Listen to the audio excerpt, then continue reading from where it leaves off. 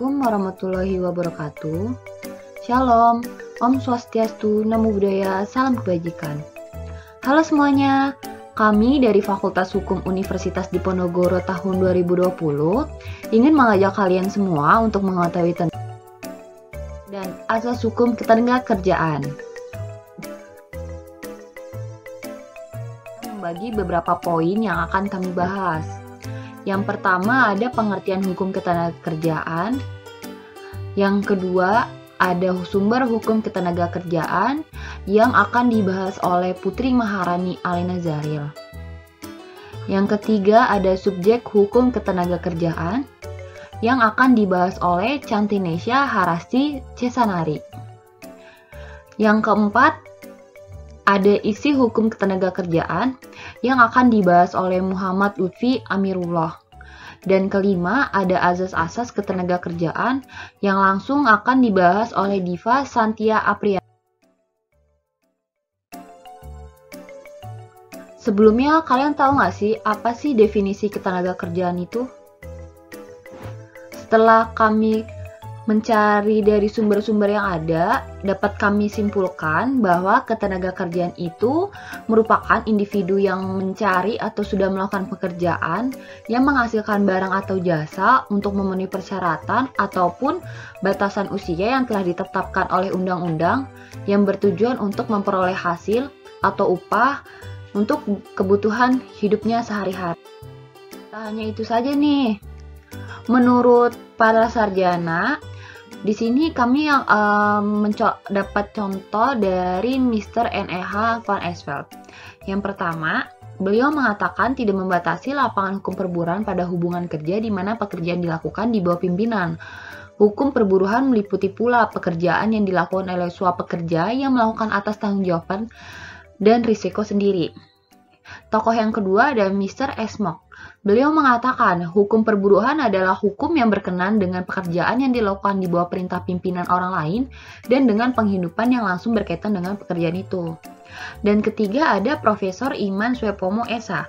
Beliau mengatakan, hukum perburuhan adalah himpunan peraturan baik tertulis maupun tidak tertulis yang berkenan dengan kejadian di mana seseorang bekerja dengan orang lain dengan menerima upah. Nah, kalian tahu nggak sih sumber hukum ketenagakerjaan tuh dari mana aja sih? Nah, setelah kami mencari dari sumber-sumber yang ada juga nih, kami mendapatkan sumber hukum ketenagakerjaan itu yang pertama ada di undang-undang. Dan yang kedua ada di peraturan lain. Ketiga ada kebiasaan. Keempat ada jurisprudensi atau putusan. Dan kelima ada traktat atau perjanjian. Nah, selanjutnya ada subjek hukum ketenagakerjaan. Jadi teman-teman semua, kalian udah tahu belum apa aja sih bagian dari subjek hukum ketenagakerjaan itu? Jadi, subjek hukum ketenagakerjaan itu dibagi menjadi 5. Yang pertama ada pekerja buruh. Pekerja buruh adalah setiap orang yang bekerja dengan menerima upah atau imbalan dalam bentuk lain. Pernyataan ini tertera dalam Undang-Undang Nomor 21 Tahun 2000 tentang Serikat Pekerja atau Buruh. Yang kedua ada pengusaha. Menurut Undang-Undang Nomor 13 Tahun 2003 tentang Ketenagakerjaan, dalam pasal 1 angka 5, pengusaha adalah orang perseorangan, persekutuan, atau badan hukum yang menjalankan suatu perusahaan milik sendiri. Yang selanjutnya, ketiga ada serikat pekerja atau buruh. Menurut pasal 104 ayat 1 Undang-Undang Ketenagakerjaan Nomor 13 Tahun 2003, setiap pekerja atau buruh berhak membentuk dan menjadi anggota serikat pekerja atau serikat buruh. Jadi, yang dimaksud dalam pasal ini adalah setiap pekerja atau buruh berhak untuk membentuk atau menjadi anggota suatu organisasi, suatu kelompok, suatu serikat yang berisikan oleh pekerja atau serikat buruh. Selanjutnya, keempat ada asosiasi pengusaha.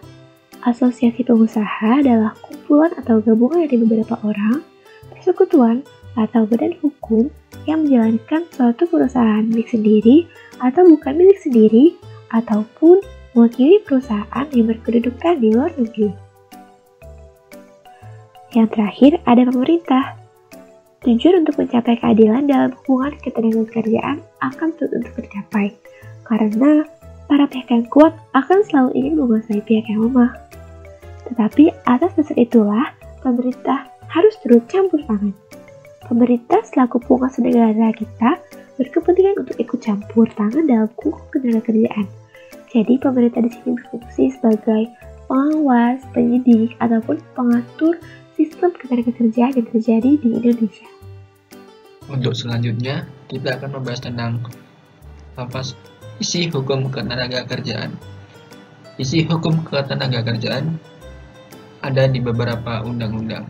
Yang pertama, di Undang-Undang Pasal 1 Angka 2 Nomor 13 Tahun 2003 tentang ketenagakerjaan disebutkan bahwa tenaga kerja adalah setiap orang yang mampu melakukan pekerjaan guna menghasilkan barang dan jasa, baik untuk memenuhi kebutuhan sendiri maupun masyarakat.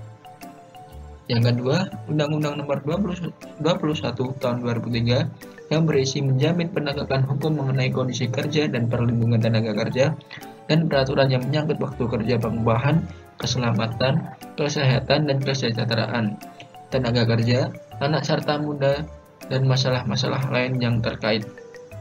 Yang ketiga, Undang-Undang Nomor 2 Tahun 2004 yang berisi tentang Undang-Undang Perselisihan Hubungan Industrial, yakni perbedaan pendapat yang mengakibatkan pertentangan antara pengusaha atau gabungan pengusaha dengan pekerja atau serikat buruh karena adanya perselisihan mengenai hak, perselisihan kepentingan, perselisihan keputusan hubungan kerja, dan perselisihan antar serikat pekerja atau serikat buruh dalam satu perusahaan. Yang selanjutnya adalah Undang-Undang Nomor 40 Tahun 2004 tentang Sistem Jaminan Sosial Nasional mengatur penyelenggaraan sistem jaminan sosial nasional yang meliputi jaminan kesehatan, jaminan kecelakaan kerja, jaminan pensiun, jaminan hari tua, dan jaminan kematian bagi seluruh penduduk melalui iuran wajib bekerja. Selanjutnya adalah Undang-Undang Nomor 21 Tahun 1999 mengenai Konvensi ILO tentang diskriminasi pekerjaan dan jabatan, memutuskan dan menetapkan Undang-Undang tentang pengesahan ILO Convention Nomor 111 Concerning Discrimination in Respect of Employment and Occupation atau Convention ILO mengenai diskriminasi dalam pekerja dan jabatan. UU Nomor 19 Tahun 1999 tentang pengesahan Konvensi ILO mengenai penghapusan kerja dan paksa.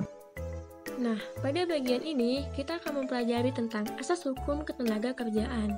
Sebelumnya, apakah kalian sudah mengetahui apa sajakah asas hukum ketenagakerjaan itu? Terdapat 4 asas hukum ketenagakerjaan yang kami ambil dari Undang-Undang Nomor 13 Tahun 2003 tentang ketenagakerjaan. Yang pertama, ada asas adil dan merata, menempatkan setiap orang pada kedudukan yang setara, tidak memandang wilayah, suku, bangsa, agama, dan ras. Yang kedua, asas usaha bersama dan kekeluargaan. Dalam pengertian seperti apa sih? Dalam pengertian demokrasi ekonomi, yaitu maka usaha bersama perekonomian disusun sebagai usaha bersama atas asas sebagai gerakan ekonomi rakyat yang berdasarkan atas asas kekeluargaan dalam perekonomian Indonesia.